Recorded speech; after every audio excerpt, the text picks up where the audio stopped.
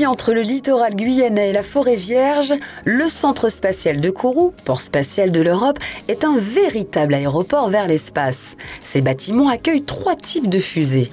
2 fusées développées par l'ESA, l'Agence spatiale européenne, la fusée Vega, capable d'amener des satellites d'1,5 tonne sur leur orbite polaire à 700 km de la Terre.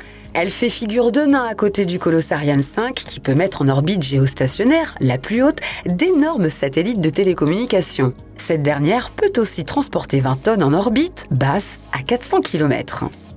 Il donne également asile au lanceur russe Soyouz.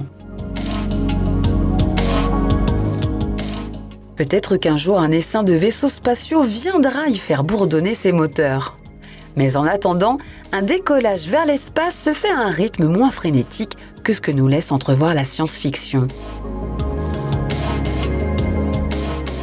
La base spatiale se compose d'une série de bâtiments dédiés à chaque lanceur.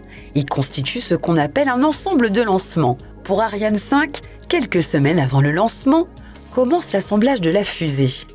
Elle s'effectue sur une table de lancement, une sorte de gros wagon-chariot d'1 millier de tonnes qui va passer d'un bâtiment à l'autre grâce à des rails de chemin de fer.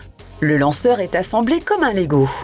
Dans le bâtiment d'intégration, le moteur Vulcain est fixé sur le premier étage de la fusée. Puis, les 2 propulseurs à poudre qui vont assurer l'essentiel de la poussée durant les premières minutes du décollage vont être fixés de part et d'autre.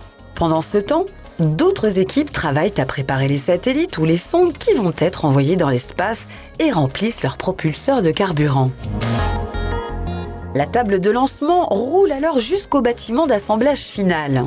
Un gigantesque hangar de 90 mètres de haut afin de protéger la fusée lorsqu'elle est en position verticale. La charge utile, c'est-à-dire les satellites et les sondes, sont alors fixés au sommet du lanceur puis recouverts d'une coiffe.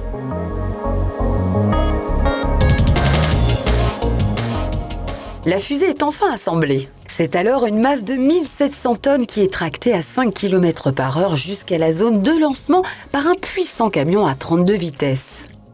Le compte à rebours peut alors commencer.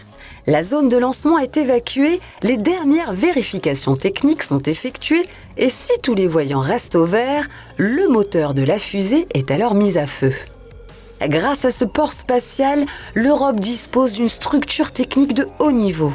Elle nous permet de manière autonome d'accéder à l'espace et ainsi d'accroître notre connaissance du système solaire, de fournir des systèmes de navigation et de télécommunication toujours plus précis, ainsi qu'une surveillance accrue de l'état de notre bonne vieille Terre.